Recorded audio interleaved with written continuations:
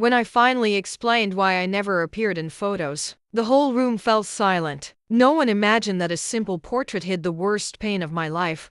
I saw faces freeze, conversations die mid-sentence. Someone even slowly lowered their phone, as if afraid of making too much noise. At that moment, everyone understood that it wasn't fussiness. It wasn't antipathy. It wasn't bitterness. My name is Helena.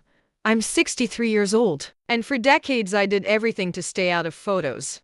Birthdays, weddings, family gatherings, simple Sunday lunches. I always found a way to get out of the camera's view. I'll take it later. I'm not feeling well today. Go without me. People laughed, insisted, rolled their eyes. Some whispered that I thought too highly of myself. Others said I was cold, distant, difficult to deal with. Some even said I didn't like my own family. What no one knew was that every photo pointed in my direction made my chest tighten. Not because I was ashamed of my face, but because an image always pulled me back to a day I tried to forget, and never could. It was as if the camera didn't just record the present. It pulled the entire past along. Each forced smile hid a name that could no longer be called. Each pose brought an empty space that no one else saw, only me. I learned to disappear little by little. First, by staying out of photos. Then, by staying out of conversations. Then, by staying out of myself. And the most painful thing wasn't the judgment. It was realizing that no one ever asked why. They preferred to create versions about me, rather than hear the truth. That night, when they finally asked me aloud why I avoided photos so much, I understood that I couldn't run away anymore. Because it wasn't just about me anymore. It was about the pain I had carried alone for years. I took a deep breath. I felt my throat close up. And I said what I had always avoided saying. An image always took me back to the day I lost everything. And it was there that the silence began. Before all of this, before the silence, before the fear of the camera, I was a different woman. I smiled easily. I liked to get dressed up, to put on lipstick before going out, to fix my hair even if it was just to go to the bakery. I've always been the type who believed that recording moments was a way of thanking life. Each photo was proof that I was there, living, building something. In my house, photos always had value. Not as a luxury, but as a memory. I had an old album, one of those thick ones, with hard plastic, where each image was carefully glued in. I liked to sit on the sofa and slowly turn the pages, remembering dates, smells, laughter. I always said that, when we get older, it's memory that keeps us company. Back then, my life was simple, but full. I had a close-knit family, a peaceful routine, common dreams. Nothing grand in the eyes of the world, but enormous to me. I believed that the future would simply be a continuation of that present. Children growing up, Sunday gatherings, birthdays celebrated with simple cakes and crooked photos. There was one person in particular who was the center of it all. Someone I loved in a way that words can't express. It wasn't just love. It was an extension. It was as if my identity was linked to that presence. Wherever that person was, I was whole. The photos almost always revolved around that. I made a point of recording every detail, every phase, every achievement. Not out of obsession, but out of an unconscious fear of losing. As if, by keeping images, I could freeze time and protect what was precious. And then, one day, something changed. It wasn't sudden, like a lightning bolt. It was an ordinary day. One of those days that begin like any other, with simple tasks and small plans. A day that should never have become a landmark. I remember every detail. The clothes I wore, the way the light came through the window, the sounds of the house. I remember because my mind never let me forget. It was on that day that the last photo was taken. The last photo in which I managed to smile without feeling pain. In the image, everything seemed normal. A discreet smile, an apparently happy moment. To an outsider, nothing is wrong. I never imagined that photograph would become an invisible boundary between who I was and who I would become later. A short time later, everything crumbled. No matter how many years pass, some losses don't diminish. They only change form. At first, they're a constant scream. Then, they become a silent weight that you learn to carry. But they never go away. That person, so present in every photo, was no longer there. And it wasn't a gentle absence. It was abrupt, unfair, painful, something no one should experience, but that so many people end up living through. After that, I tried to go on. I tried to smile. I tried to be strong. I tried to pretend the world still made sense. But every time someone pointed a camera at me, something inside me froze. Because the photo didn't just show who was there, it showed who was no longer there. I looked at the image and saw the empty space beside me.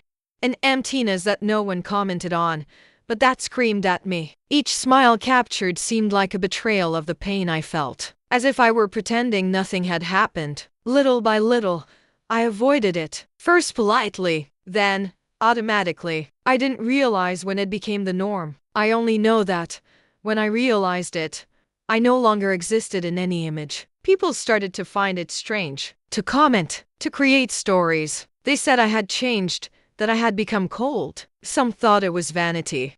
Others, that it was spitefulness. Nobody imagined that for me, a simple photo was a direct dive into the day I lost everything. A cruel reminder that life can take away what you love most. Without asking permission, I began to associate images with loss. And without realizing it, I began to fade away along with them. If I didn't appear, perhaps it would hurt less. Perhaps the emptiness would be more bearable. But it wasn't. What happened that day didn't just destroy a part of my life.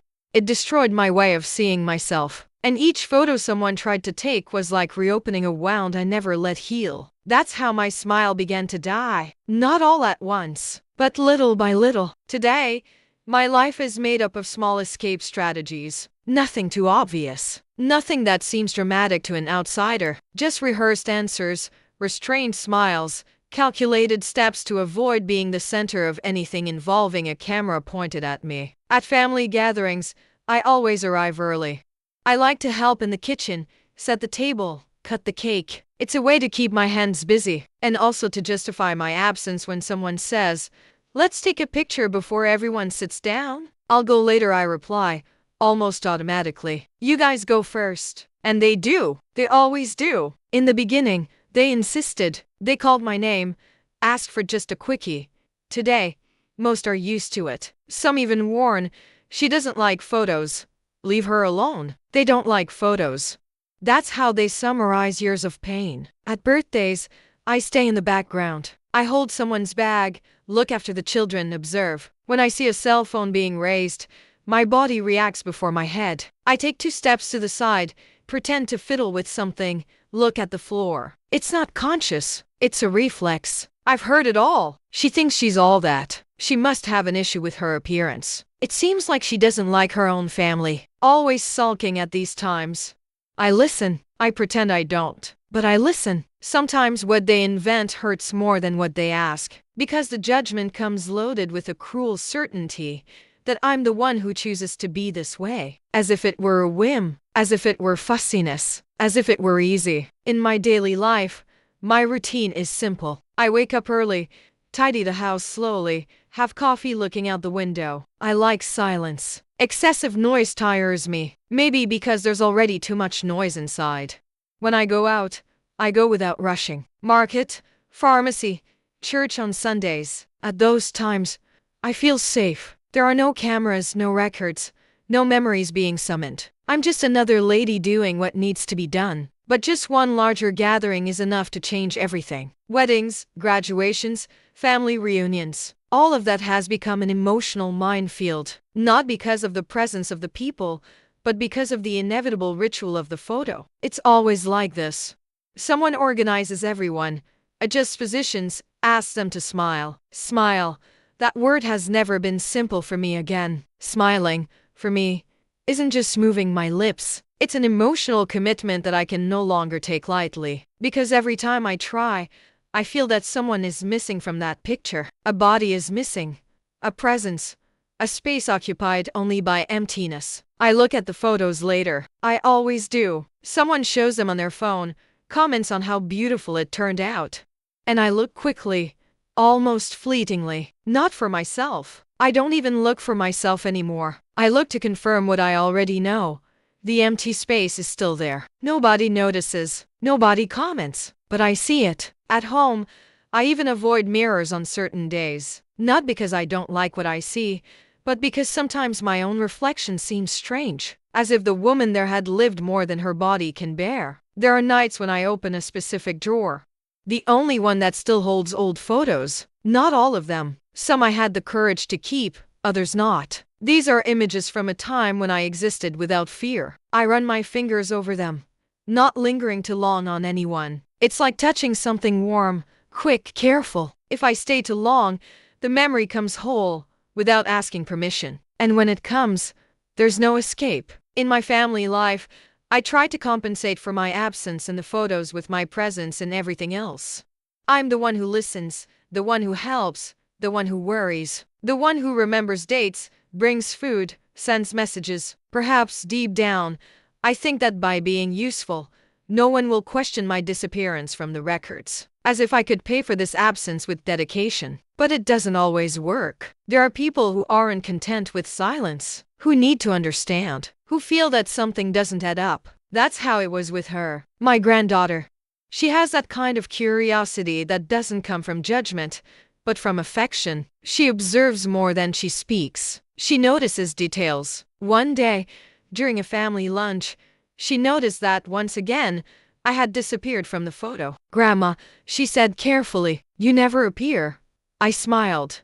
That practiced smile. "Oh, I don't really like those things."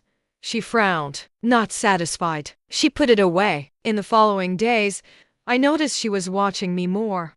When someone pulled out their cell phone, she looked at me first. When I left the scene, she remained silent. Until one afternoon, without an audience, without a party, without a camera in hand, she asked me again. But this time, it wasn't light. "Grandma, why?" The question hung in the air. Simple, direct, without accusation, without irony. Just curiosity mixed with affection. I felt the ground give way beneath me. Because, for the first time in years, someone wasn't trying to fit me into a photo. They were trying to see me. My heart raced. The ready answer stuck in my throat. The words I always used no longer worked. She wouldn't accept it just because. I looked away. The silence lasted seconds, but it seemed too long. Inside me, everything began to stir. Memories, images, pains that I kept organized, each in its own corner, began to come closer. I realized in that instant that perhaps there was no more running away. That the question wasn't about photos. It was about absence, about grief, about a story I never told. And there, facing that sincere gaze, I knew either I continued hiding, or I would have to confront, once and for all, the image I had spent my whole life avoiding. My granddaughter's question wasn't loud. It wasn't aggressive. It wasn't meant to expose me.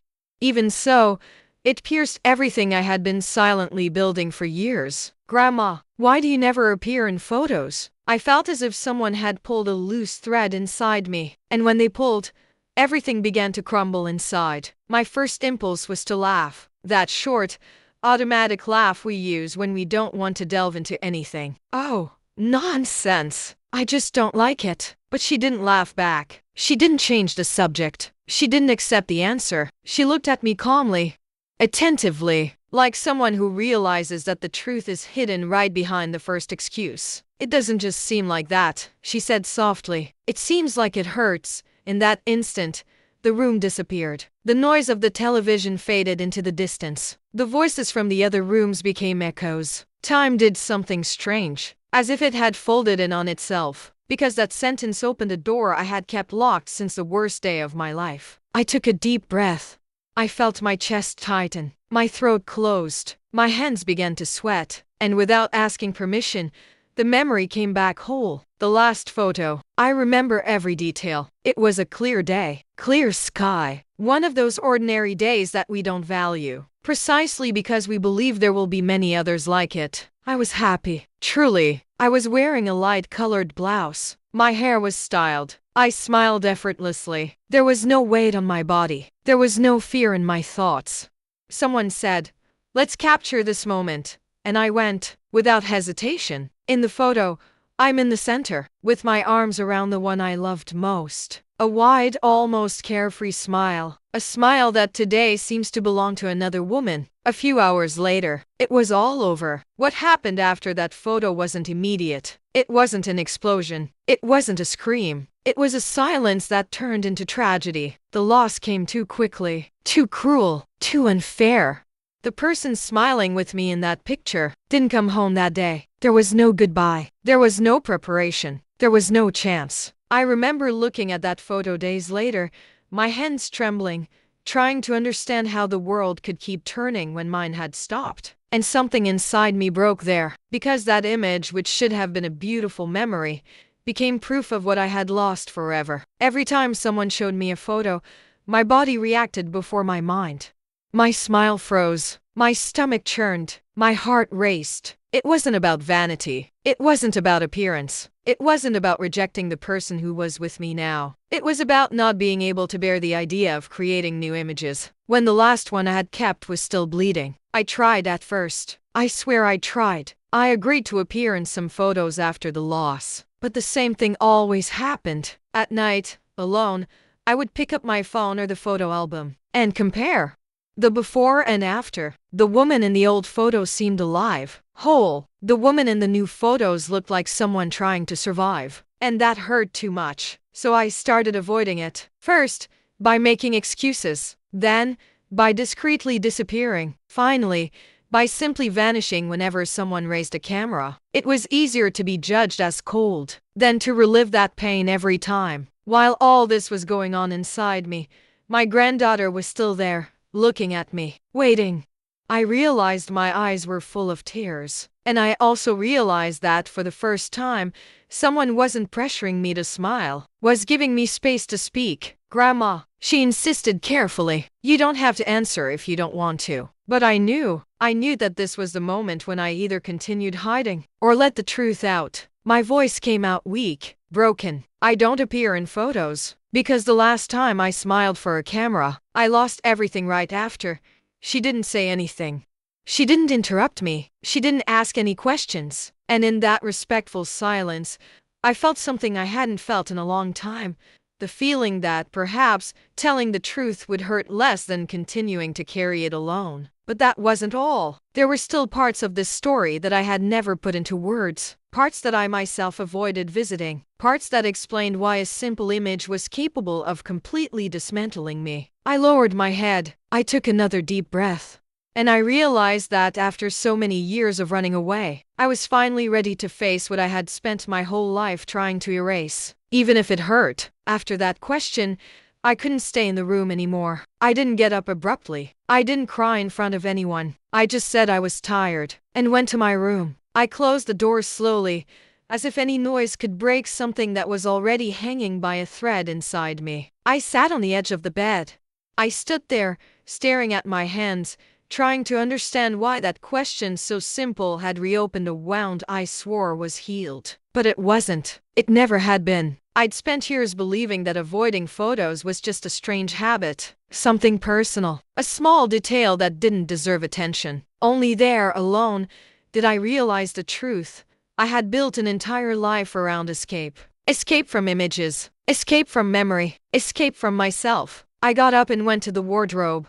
The same one I rarely opened completely. I pushed some clothes aside and pulled out the box hidden at the back. Heavy, old, silent. I sat on the floor and placed the box in my lap. My fingers trembled as I lifted the lid. The smell of old paper rose immediately. Photographs, envelopes, some folded, others loose, all stored as if they were too dangerous to be in plain sight. I picked up the first one. That photo, the last one. My heart raced instantly. It was automatic, as if my body recognized the danger before my mind. I tried to take a deep breath, but the air felt short. There I was, smiling, a smile I no longer recognized as my own. Beside me, the person who changed everything, the person who left home that day and never returned. I ran my finger over the image carefully, as if I could feel their presence again. As if that paper could return something that time had taken without asking permission. Why didn't I stay a little longer? I murmured to myself, as I had so many times over the years. Guilt always came along. Guilt for taking the photo. Guilt for being happy in that moment. Guilt for moving on with my life afterward. I closed my eyes tightly. How many times had I blamed myself for smiling? How many times had I thought that if I had refused that photo, fate would have been different? I knew that didn't make sense. I knew, rationally, that the photo didn't cause the loss. But the heart doesn't obey logic. The heart creates its own punishments. I put the photo back, but I couldn't close the box. I sat there on the floor, surrounded by images of a life that seemed frozen in time. I realized something painful at that moment. I had ceased to exist along with that loss. I kept breathing. I kept walking. I kept fulfilling obligations. But I stopped seeing myself. Avoiding photos was only the visible part, the easiest symptom to explain. In truth, I had been slowly fading away to avoid feeling, because every time I appeared in a current image, it screamed the absence of someone who was no longer there, and that hurt more than I knew how to bear. I slowly got up and looked at myself in the mirror. It was strange. I didn't usually do that for very long. I always found a way to look away, to tidy something up, to leave the room. But that day, I stayed. I observed the marks on my face, the new lines, the different hair, the more restrained gaze. "Who are you now?" I asked in a low voice. There was no answer, only an enormous weight on my chest. I heard voices in the living room again, laughter, normal conversations. Life was happening outside that closed room, and there I was, frozen in time. For the first time in many years, I wondered if running away had truly protected me, or if it had only kept me trapped in that day. My granddaughter's question echoed endlessly. "Why don't you ever show up?" Perhaps because I felt I no longer had the right to show up. Perhaps because I felt that smiling again would be a betrayal. Perhaps because I was afraid to live and lose again. I sat on the bed and let the tears fall, without haste, without shame, without trying to control them. I cried for what I lost. I cried for what I failed to live. I cried for the years I accepted being judged as cold, strange, or distant, just to avoid explaining a pain no one saw. And between sobs, something began to change. A different question arose within me, still timid, still fragile. Until when? Until when would I continue running from my own image? Until when would I allow that loss to define every silent choice I made? How long would I keep disappearing to honor someone who never asked that of me? I slowly wiped my face.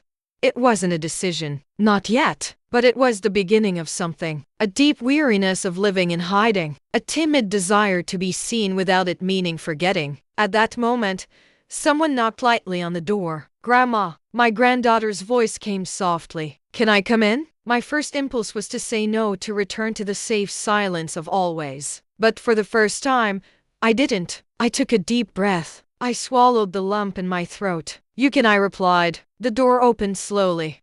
And I knew at that moment that what was to come wouldn't be easy. But perhaps it was necessary, because the fall had already happened. Now, either I stayed on the ground, or I finally began to face the truth I had avoided for so many years. 2 days later, the family gathered again. It was a simple lunch. Nothing special. But for me, nothing had been simple since that question. I tried to act as always. I helped in the kitchen. I set the table. I smiled when they expected a smile. But inside, I knew I couldn't pretend anymore. At some point, inevitably, someone picked up their cell phone. "Let's take a picture before we eat," my daughter-in-law said excitedly. My body reacted before my mind. My stomach clenched. My hands went cold. "Later," I replied automatically, as I had my whole life. But this time, something was different. My granddaughter looked at me, not with curiosity, with care. "Grandma," she said softly, but firmly, "you said you were tired." "I am," I replied. "No." She shook her head. "You're scared." The whole table fell silent. I felt all eyes on me, and for the first time, I couldn't escape. I took a deep breath. The air seemed too heavy to enter my lungs. "I've never told anyone this," I began, my voice trembling, because I thought that if I spoke, it would hurt more. My son put down his cutlery. My daughter-in-law frowned. My granddaughter held my hand under the table. "Mom, what are you talking about?" he asked, confused. I closed my eyes for a second, and when I opened them, the images came rushing back. I avoided photos, I said slowly, because every photo took me back to the day I lost everything. The silence grew even thicker. Before, I continued, I loved photographs. I recorded everything: birthdays, outings, silly moments. I liked to preserve life. My voice faltered, but I continued. Until that day. My daughter-in-law brought her hand to her mouth. My granddaughter squeezed my fingers. It was the last photo, I said. The last time I smiled without knowing it would be the last. My son's eyes widened. What photo, Mom? I swallowed hard. The photo with your father. His name never left my lips. It never did. We were happy, I said. It was an ordinary day, so common that I didn't even think twice when someone said, let's take a picture. My vision began to blur. He left soon after. I continued. He said he'd be right back, and my daughter-in-law whispered, he didn't come back. The air seemed to leave the room. The accident happened a few hours later, I said, and that picture was the last image of us together. My granddaughter began to cry silently. I tried to look at that picture many times, I confessed. I tried to be strong. I tried to accept it. But every time I saw my smile there, I felt guilty. Guilty? My son asked, his voice breaking. Guilty for having been happy, I replied. Guilty for having smiled before losing him. Guilty for still being alive when he wasn't. No one said anything. Little by little, I continued, I started to avoid photos. At first, without realizing it. Then, on purpose, because I thought that if I didn't appear anymore, the pain wouldn't find me. My daughter-in-law let the tears fall. My son ran a hand over his face in shock. I just shut down, I said, because every new image screamed his absence. Every current photo said, he's not here. My voice came out almost in a whisper. I wasn't being cold. I was grieving. A grief that never ended. The silence that followed wasn't uncomfortable. It was respectful, heavy, human. Mom, my son stood up and came to me. Why didn't you ever tell us this? I shook my head. Because I thought no one would understand. Because I thought they'd say I needed to get over it. Because I thought the problem was with me. My granddaughter stood up and hugged me tightly. Grandma, she said, crying, you never needed to disappear to love. That sentence pierced me like a lightning bolt. I know that now, I replied, my voice choked with emotion. But it took me a lifetime to understand. My daughter-in-law also approached. We judged you, she said sincerely, and I'm so sorry. I took a deep breath. I know, I said, and I let it happen too. Because it was easier to be judged than to relive all of this in words. My son gently held my face. You haven't lost the right to exist, he said, nor to smile, nor to appear. Tears welled up. I thought that if I didn't appear in the photos, I would honor his memory, I confessed. But now I understand that I was only punishing myself. The cell phone was still on the table. No one mentioned photos, but, for the first time, I didn't feel like running away. I don't promise to change overnight, I said. The pain is still there. We understand, my daughter-in-law replied. It's just, I finished. I don't want to run away anymore. Lunch continued differently, more silent, more genuine, and at that moment, something broke inside me. It wasn't the end of mourning. It wasn't overcoming. It wasn't complete healing. It was permission. Permission to exist without guilt. Permission to be seen without betraying the past. Permission to understand that remembering hurts, but disappearing hurts more. And for the first time in many years, I felt that the pain had been heard, not judged, not minimized, just embraced. And that changed everything. After that lunch, nothing was ever exactly the same again. Not because the pain disappeared. It didn't disappear. But because, for the first time in many years, it ceased to be a secret too heavy for me to carry alone. In the following days, I noticed small changes that, to an outsider, might seem simple. To me, they were gigantic. My son started calling me more, not to ask if I was okay but to talk. My daughter-in-law began to include me in things she previously thought I didn't want to do. My granddaughter looked at me differently, like someone who finally understands. And the strangest thing of all, no one insisted on photos anymore, not out of fear, out of respect. That in itself would have been enough to alleviate something inside me. But the biggest change happened when I was alone at home. A few days later, I opened a drawer I almost never opened. The same drawer where, for years, I hid everything I didn't have the courage to face. Old photos. I picked them up one by one. My hands trembled, as always. My heart raced, as if I were about to make a mistake. And yet, I continued. I saw my younger face, my freer smile. I saw moments I'd spent years pretending didn't exist. When I got to that photo, the last one, I stopped. For a long time, there I was. There he was. There was the happiness that turned into longing in a matter of hours. The tears came, as they always did. But this time, something was different. Guilt didn't come. Longing came. Pain came, yes, but also a kind of tenderness I hadn't felt in years. For the first time, I didn't hate myself for being happy that day. For the first time, I didn't want to erase that image. I closed my eyes and took a deep breath. I survived, I said softly, and that's not betrayal. That phrase echoed inside me for days. Little by little, I began to realize how much I had diminished my own existence trying to protect a memory. I had stopped showing up, stopped smiling, stopped allowing myself to be, not because someone forced me, but because I condemned myself. And understanding that hurt, but it set me free.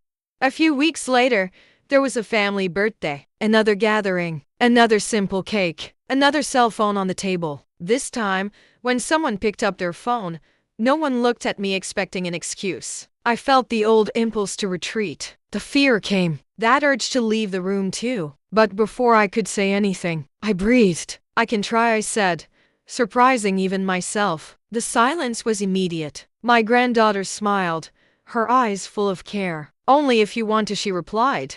I wanted to, not because I was ready, but because I didn't want to run away anymore. I sat down. My heart raced. My hands sweated. The camera went up. For a second, I thought about everything I had lost. But in that same second, I also thought about everything that was still there. Click! I didn't look at the photo right away. I didn't have the courage. But I remained seated. No one applauded. No one celebrated. No one made it an event. And that's what made the moment so real.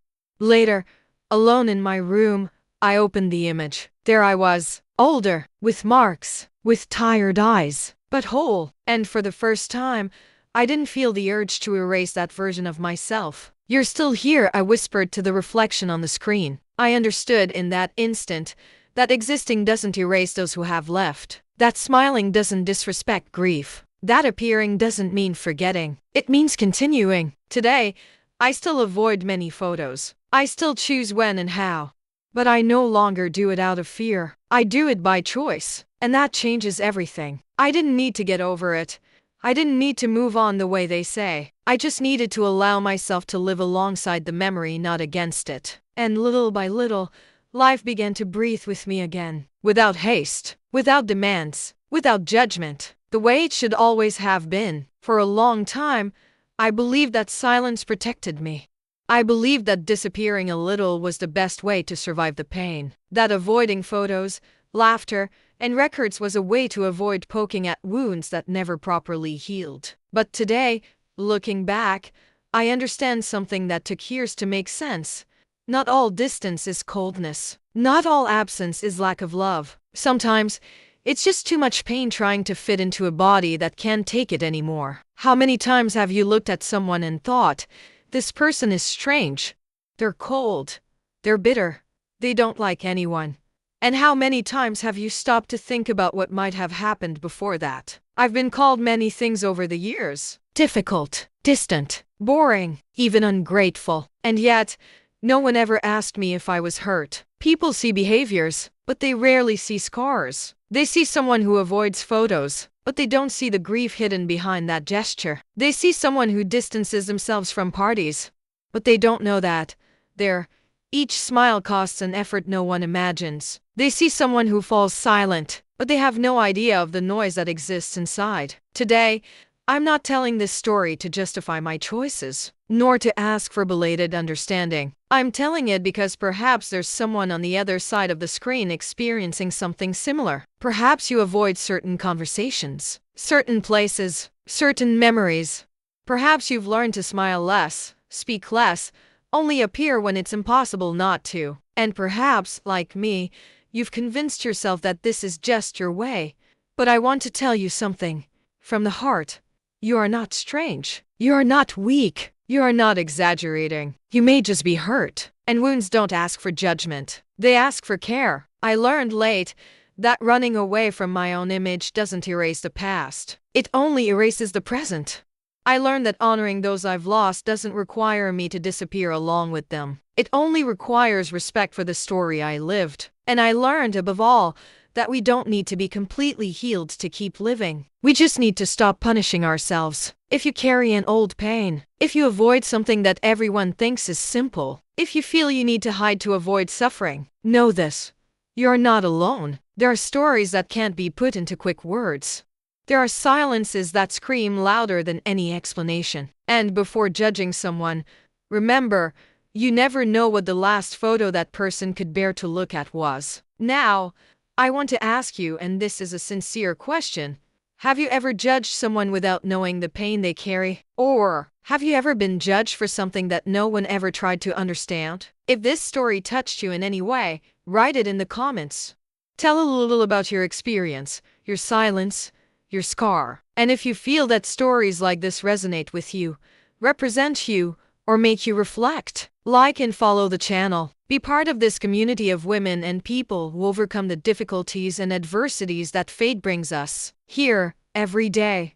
Real, human, and profound stories. Stories that don't judge. Stories that listen. Because nobody deserves to disappear just to survive.